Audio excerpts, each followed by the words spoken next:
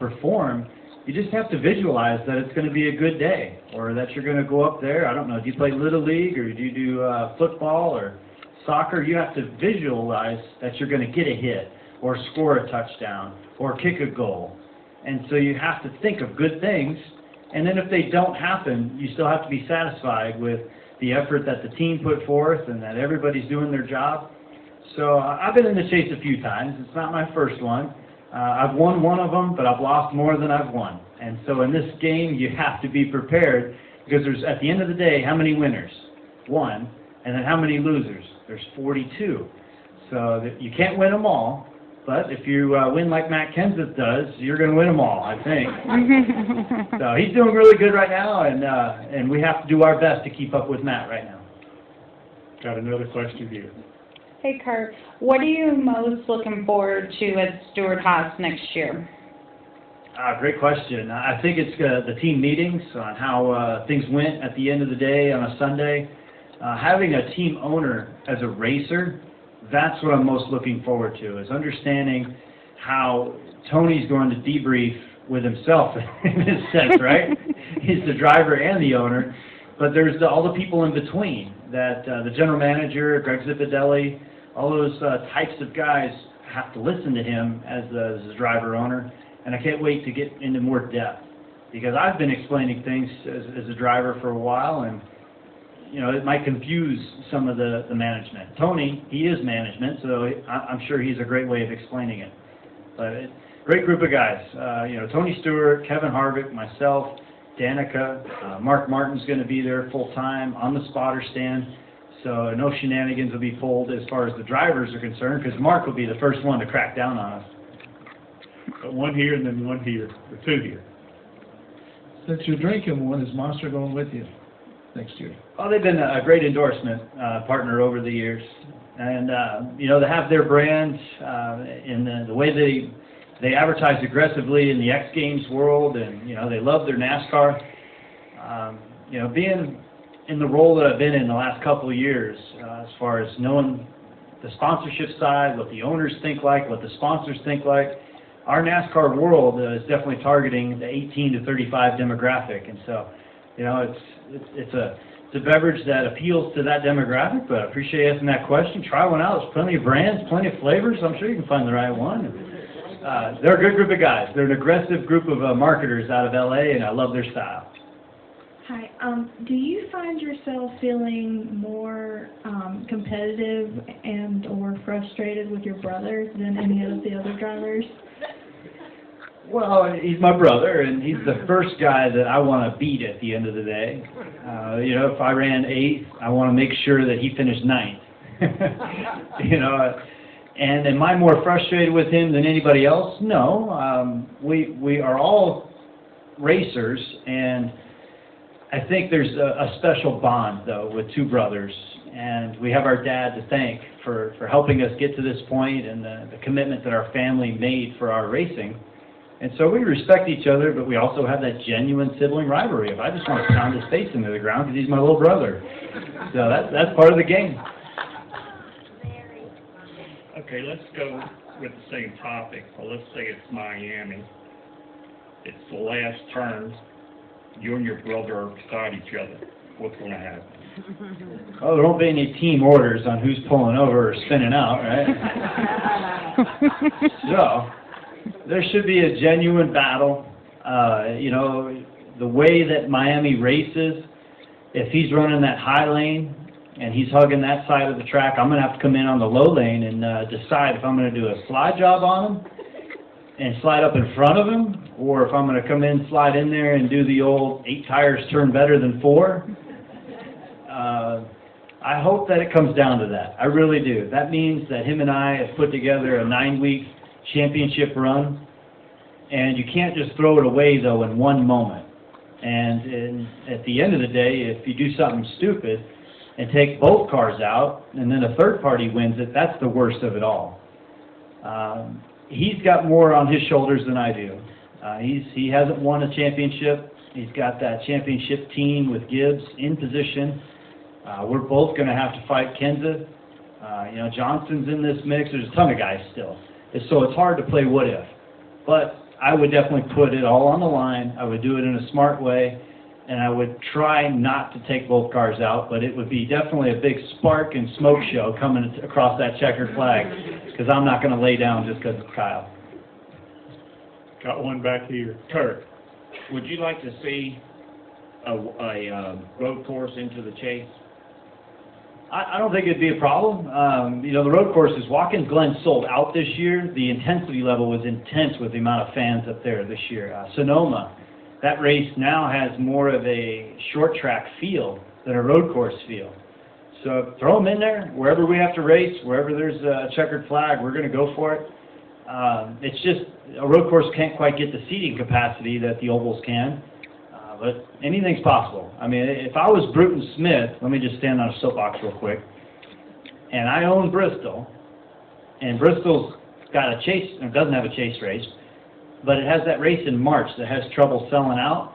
If I just watch Tony Stewart's dirt race at Eldora, why not throw dirt back on Bristol and give us dirt tires, and we all go there for a 300-lapper around Bristol, and make the tickets $50 a head. Make it cheap. Well, it's not cheap, but still. That's a 300-lap dirt race with Sprint Cup cars. That'd be cool to go watch, a dirt track race. What do you think?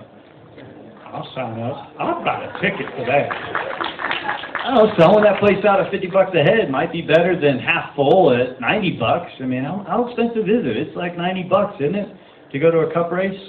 It's expensive. I don't know. Tell Brian France he should give you guys some money and give us some money, not keep it all himself. We went to your charity event in Kannapolis this year. Do you plan on making that an annual event? And also, does your crew count how many times you say that your car is complete junk on the radio? Yeah, we're all in it together. They know what junk means. And yes, thank you for coming to the charity event. We always hope when we do an event we can make it an annual event. And we're there to make an impact with a few different reasons. One is to help our military, and that's done with raising funds and being able to give back financial donations. Two, it's being able to create a positive impact on the military members that are there and the people that came out to help us grow. Sometimes it turns into like a family tree situation where you get a branch and then it branches into a few more. And so it's been very gratifying to work with the Armed Forces Foundation and help continue to build all the events that we're doing. And I don't usually say that our event was junk with a charity event. I do say our car is junk when it's racing because it's just a slang term for we missed it, and we should all kick ourselves in the rear end and do a better job next time. On that, before we go over here, on that note, you've had cars that were junk, whatever you want to call it, first half of the race more than once this year. What is it that has worked so well with you and Todd Barrier that it's not that way in the second half of the race? There's times when the track comes to you. You know, like Chicago turned into a night race. You know, it was a marathon type day, and with that, track conditions cooled down. And when track conditions cool down, it changes you know, some of the grip levels of the car, and it helped us. The track just kept feeding grip to the rear end of the car. When it does that, now you can pitch it a little bit more sideways and still have it stick and not pay consequences. But I've learned that just because you have a fast car at the beginning doesn't mean you have it given to you at the end. And so I've been drawing parallels this year on what adjustments we've made throughout the race to do the same types of things towards the end of the race to be our best at the end. Cool. Another one over here. Looking forward to you joining Stewart Haas next year, but would just like to know, has any decision been made on a car number yet, and how would you feel about maybe bringing the 97 back? You know, we haven't made a decision on a car number, which is important, and then a crew chief, which is even more important. So those are things that are in Gene Haas's you know, thought process, bank, and the way that Tony's thinking about things. So it's hard. We got to live in the present and focus on the 78 car and work around what has to happen for us through the chase. But yes, next year's important, and each week I spend a little bit of time, and I was at that little pin board where you can trade your pin in. So mine, I think it's up there, the 78 chase pin, and I traded it in for, I scored huge on this. This is a Chad Little 97 John Deere pin right here. So you see where my vote is for a car number 97. For sure. Might be some inside scoop there. I don't know, this is pin 8 of 50, so there's only 50 of these things. I scored huge. I'm just all proud of myself, sorry. That's cool. And there's Put that back in my there's pocket. a 97 car up on Glory Road too, so a little connection there. Hi, Kurt. I had a question for you. You referred to it earlier. What are your thoughts and feelings on a couple weekends ago, the whole spinning incident? Yeah, the way it turned out, teammates do things for teammates to help each other, and when it gets addressed to you in the driver's meeting by NASCAR before the event that says, let the race play out, do not alter the race and do not try to change it, that's the line that they crossed over. And to me, it's a bit more obvious as a racer. I think as a fan, you guys saw it. Why it wasn't officiated the way that we all thought it should have was questionable. But NASCAR has reasons for the way they decide the rules and who was penalized and who wasn't. Why is Gordon in and why is Truex out? That's a question. I think we should have left Truex in. Newman should have been brought back in. They should have froze the field right before Boyer spun, in my mind. But that's not how it played out. But why not have 14 guys in the chase, and then the teams that are found guilty of doing something wrong, penalize them in the chase, 50 points or so, and that's a hole that they can't dig out of. Amen. So that's what I think. 14 cars should have been in, but the 22 should have been penalized, the 15 and the 56. Got time for one or two more questions. I'm just a driver, I'm not the president, Yeah. so my opinion doesn't matter. This is probably one that, over the years that I've watched it, that there's more differing opinions because there's so many moving parts and pieces.